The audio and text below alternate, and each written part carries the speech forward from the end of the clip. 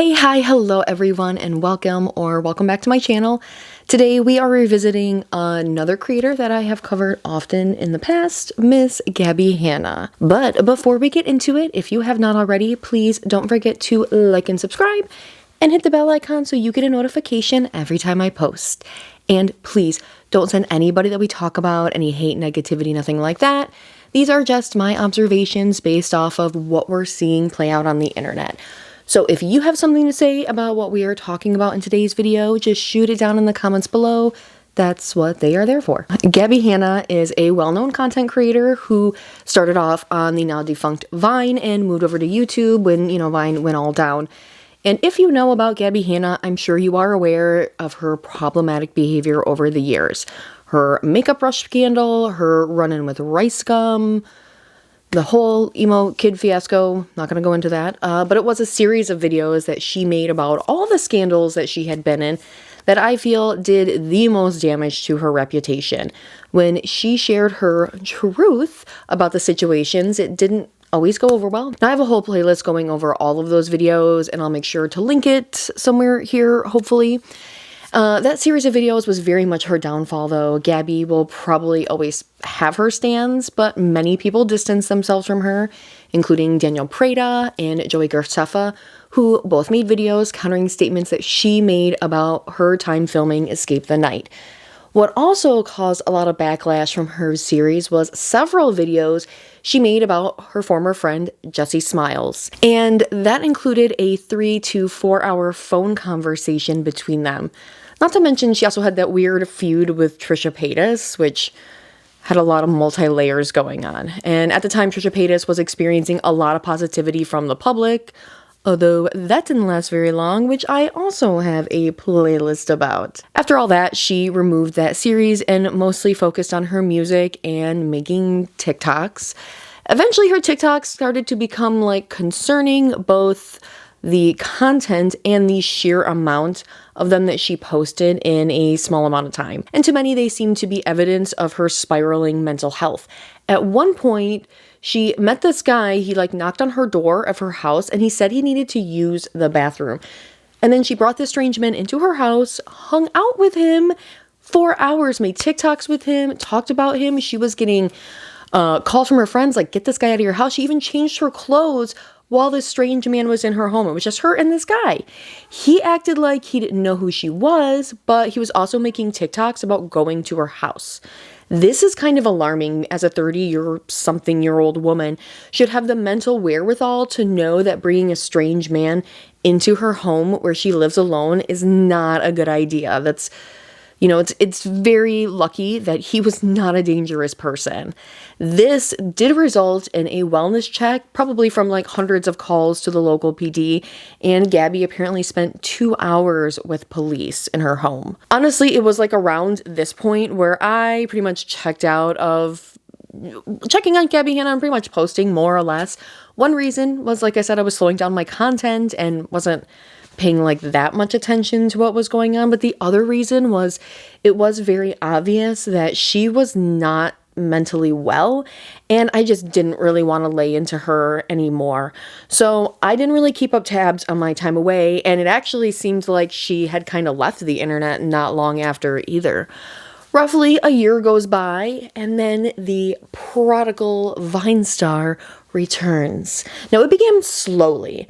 She quietly updated her Instagram for her design merch company, Look Design, and then people learned that she was teaching fitness classes at her local YMCA back in Pennsylvania. I believe they posted a social media post with her introducing their new fitness instructor. And when I learned of this, I was like, good for her, getting her life back on track in a healthy way, staying off the internet. Well, that didn't last very long as she began to post on all of her social media again. And really, it's the same old Gabbie, the same anger and pick-me attitude, but this time she also brought around her newfound conservative Christian ideals to mix in with it. But let's first backtrack a little bit to this, I would call it a fireside chat that she actually had at Oxford, the Oxford Union. They do lots of different speeches where they invite people. And people actually went to this. From what I've seen, a lot of these chats where they have like big people, the room is full. Like there are even people standing because they want to hear from the speaker. They want to hear what they have to say. With Gabbie, there was maybe 15 people at most, maybe. First off, I'm wondering why this prestigious school contacted Gabbie Hanna for this. And second, what the hell did she think that this interview was going to accomplish? This whole interview just showcased that Gabbie's time away really did nothing for her except maybe embolden her with her newfound faith. She spends pretty much the entire interview rambling on and on, oftentimes not even knowing what she herself is talking about at a certain point, and other times completely forgetting what the interviewer has even asked her. Gabbie gives a little truth to make herself look better, but doesn't really give full context on the things that she's discussing. Like when she smugly says she doesn't talk to other YouTubers, just artists and other creators on social media. Yeah, it's because you burned those bridges with all those other creators and they don't want anything to do with you. Then they start discussing Gabbie's poetry book, and Gabbie says it's actually more of an art book. Okay, whatever that means. And when she's asked how she handles feedback or constructive criticism on something so personal like her poetry, Gabbie then references one girl that went viral, meaning Rachel Oats, and goes on to say things like, you have to be careful who you take your opinion from, and said that criticism didn't bother her so much, which is obviously a lie. She goes on to say that she doesn't think this girl is interesting, intelligent, creative, or artistic, so why should Gabbie care about what she thinks? Now, please keep two things in mind about this. One, this interview was 5 months ago. This stuff between Gabbie and Rachel has more or less died down. And two, Gabbie sent her the book for Rachel to review and critique and give feedback. She doesn't mention that in her Oxford interview anywhere, that she asked this one girl to read her book and give her feedback on it. And Rachel's feedback was constructive. She didn't throw personal attacks. She didn't do digs. She critiqued the work that Gabbie sent her. Gabbie then straight up calls Rachel Oats a loser. Her words. She said that girl is a loser. She then immediately says right after that she can take constructive criticism right after she clearly was not able to with Rachel. It's laughable that she thinks that she can take criticism because at the time that this happened, she unleashed on Rachel in social media back in 2019, which then sent Gabbie's stans to harass Rachel as well. Rachel did leave a comment on the video saying the following: "So disappointing. Just 2 months ago, I was publicly forgiving and praising her for changing and maturing. Then she slips back to this. Such a shame to see." I mean, it's quite obvious that Gabbie truly does not listen to herself at all or, thinks before she speaks. She laughs and would blame her rambling on her ADHD or says that she's just straight up disassociating. So if you are having these kinds of issues, what are you doing to work on them? Because you're obviously still a mess, disassociating in an interview in Oxford. Then August 2003 is brought up where she posted like 170 TikToks in a 24-hour span. And these are the ones that made her fans concerned about her mental health and were afraid that she was in a manic state. Gabbie brushes it off and says that it was just slam poetry. Or is that what we call mental health breaks now? And then she says everybody focused on her being crazy instead of all the charity work that she does. And she lists off several organizations that she's worked with. And the interviewer's like, that's weird. Because I did a lot of digging on you, like a lot. And I didn't see any of this. The whole interview was a mess, and I'm sure everyone there was probably pretty perplexed and actually probably kind of amused as well. It's also proved that she has not grown or matured at all. Gabbie has also really turned to her Christian faith. Now, I want to just say this. I am not against people who are Christian at all. I just don't like people using their religion against other people who are not Christian. And it seems like that's kind of the route she's taking. She's kind of taking the Brittany Dawn route of cancellation. After you're canceled for scamming people, you become a Christian, and that is what all your content is about. And you use your religion to deflect any criticism, especially if it was for the actions that happened before the creator became a Christian, because those actions happened before before the creator found God's path. They aren't that person anymore, except they are 100% still that person. And like Brittany Dawn, Gabbie is embracing a more modest way of life. She's removing all of her tattoos, disavowing any of the provocative clothing that she wore, removing old videos due to language or profanities being used. I'm sorry, my cat is just screaming. I'm just going to keep going. In her return video, she said that she completely turned her life over to God and that her break was a gift from God. Not that it was, made possible by the income generated by her fans. I'm not gonna really dive into her return video because it was also, once again, a lot of rambling about social media and God and her contradicting herself. Oh, and plugging her new merch. She came back from a year break and pushed new merch on her fans pretty much right at the beginning of that video. Just, establishing herself in this rebrand. But like I said, from that video, I didn't really see any change in her behavior or attitude, just new things nuances rather, adding to her personality. That brings us to a long overdue apology from Miss Gabbie Hanna. This video is nothing but vaguish apologies mixed with giggles, rambling, and a musical interlude about God. Gabbie apologizes to anyone she's ever worked with, so like collabs, producers, managers, agents, producers, whatever. One direct apology she does actually give is to MTV and YouTube TV for what is obviously presumed to be her working on Escape the Night, but she doesn't actually really say that.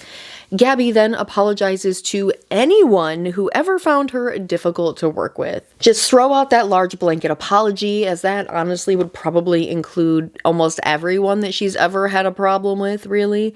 Then she apologizes to anybody that she ever took opportunities from due to the fact that she had a larger social media following. She does make sure to thank people for said opportunities and for being patient and professional with her, which I'm sure was probably very difficult. Gabbie also apologizes for anybody that she ever took advantage of professionally, maybe like underpaid or didn't pay, or did not give them the proper accolades for whatever their work is. And to anyone that she basically ever trauma dumped on, and if she ever had a kind of negative effect on their psyche.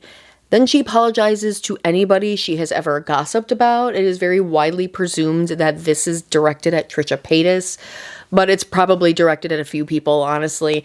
She keeps saying around that time that she got her lick back, which I assume she means that that's her karma due to gossiping, and it was for her to become the gossip. Gabbie then apologizes to her family and friends back home in PA, and she said that she does plan to talk to them more in depth in person about that, which maybe you should be giving more people private apologies. Her biggest apology is to her fans and supporters for being inconsistent, breaking promises, breaking their trust in her. This also includes everyone on her Patreon or anybody that's ordered anything from her look design company, because apparently her orders are behind and they're not getting out in time, and she's also not delivering content to people that are paying her. So that company's only been around for 5 months and she's already scamming people on it. Great. She then goes on a little ramble about how she used to be an NPC before she had the Holy Spirit in her. So is anyone who is not a Christian an NPC to her? So any Jewish person, Muslim person, atheist, anybody who's just not Christian is an NPC. Anyway, after she dehumanizes anybody who's not Christian, she says if she forgot to apologize to you, she is sorry and please forgive her. And if you owe her an apology, well, she forgives you too. Okay, girl. But she no longer has beef with anyone, and if anyone has beef with her, it's one-sided, because God and Jesus forgave her, which many people think that this part is directed at Rachel Oats. And based off what Gabbie said 5 months ago at Oxford, calling her a loser and stupid, sounds like she still got beef to me. Gabbie then ends this video with a rather long prayer about 9/11 because she filmed this the day before, and 9/11 is very much a day of mourning here in this country, so I understand her sentiments on that, and yes, never forget 9/11. Anyway, Gabbie Hanna's apologies are so vague, though, that one would have to speculate as to who which apology is for, but you have to really be in the know of Gabbie Hanna lore to know who she even may be talking about in some of these instances.